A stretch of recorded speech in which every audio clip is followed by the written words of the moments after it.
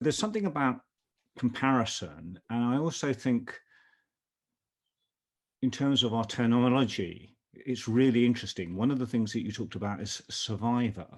Yeah. Very often people talk about battling, and battling and survivorship comes across as some sort of competition. It's about growth. It's about constantly getting better.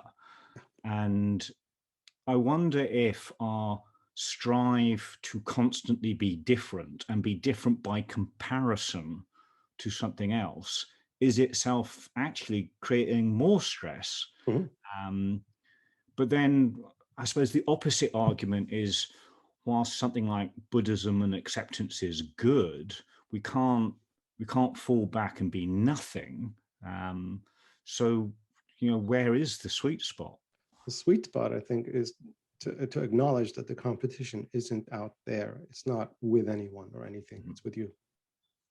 It's, am I becoming better than who I was a month ago? Am I doing more with my time? Am I more content with my choices? Am I happy with the direction I'm moving towards?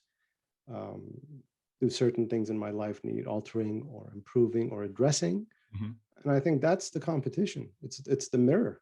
You got to look in the mirror, because that's your biggest competition right there. It's not people at work or this, the playing field, so to speak. Yeah, you can compare yourself to others, but that's a really bad strategy.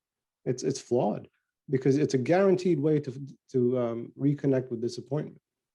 You're not other people, and other people are not you. I think it's paramount that you acknowledge, am I moving forward? However slow, are you moving forward? Even if it's snail pace, keep it up. You're doing really well. As opposed to, oh, Jack got this car and Jack got promoted, or Tony did this and I did that and I didn't do this. That's just toxic thinking, really. It's polluted with self-deprecation, with just a very, very badly thought out strategy and approach for life. It just doesn't work. And every great achiever has done that, has changed the way they think in that sense. You're the biggest competition. There's a risk, though, that you're trying to pursue several strategies at the same time. I mean, one strategy may be keep the boss happy, do these things that I'm required to do in my job, and you're constantly making a comparison. Am I good enough for this job? You will then perhaps have within you sort of the values, the expectations, the ambitions that you have may not perfectly align to what your boss is saying. And then you will have duties and commitments to family or community or to colleagues. And so pursuing each one of those, which may be actually not necessarily well aligned, in the worst circumstances, pulling in opposite directions. How do you achieve congruence there? By being, I suppose, a little bit more honest with yourself about, are you doing what you want? Are you in the right job? Are you in the right career? Are you speaking up? Are you being assertive or passive? And I think that's the problem in today's climate, that we have toxic passivity. Everyone is so passive and accepting and self-denying, in the sense that they're not speaking up and saying, look, this is me, this is what I want, this is what I'm happy with, this is what I want changed.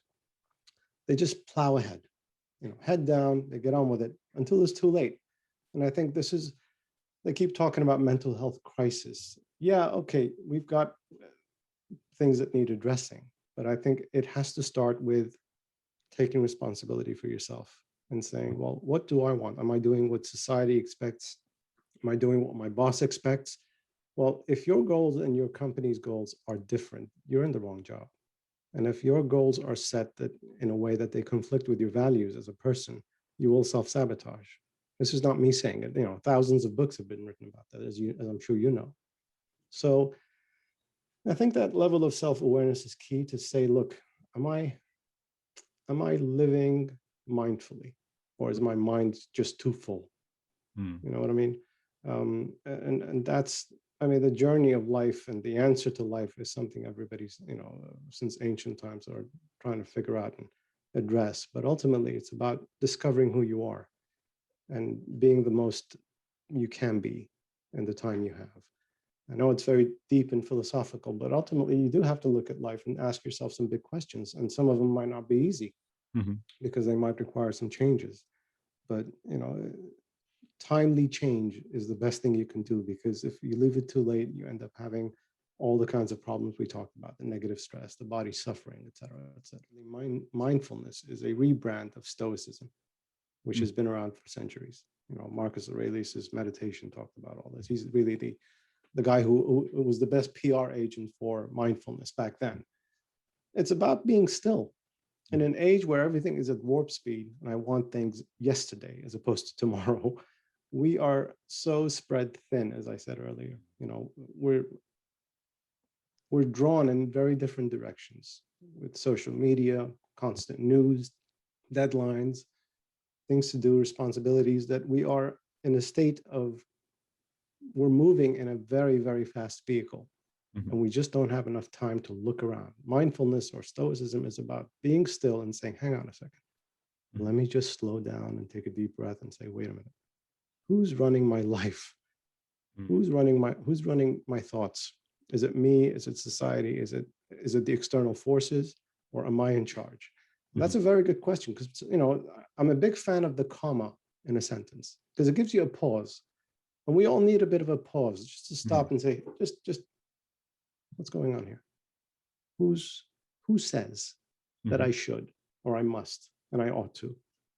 Is it me deciding, or is it the other external forces that seem to penetrate and leak into my life? And I think, unfortunately, a lot of people tend to fall victim to that. And I think mindfulness, Stoicism, slowing down, taking a deep breath, or whatever practice that works for you, gives you the chance to just pause, to introduce that comma into your life and just say, let's slow it down. Because the moment you slow it down, the drama decreases, because you can process things quicker, easier, and not respond so emotionally. I think we're far too emotional these days, because we are constantly fed noise, which is sound, and pictures, which is how we think. It's an invasion of our thought process, and it's reclaiming your thinking. That's essentially what mindfulness or Stoicism or meditation or whatever works for you is. Going out of the office, having a walk around the block, changing your state rather than being in that state. You're just breaking state to go back to optimum level, or an optimum state where you can then handle your responsibilities better, starting with yourself.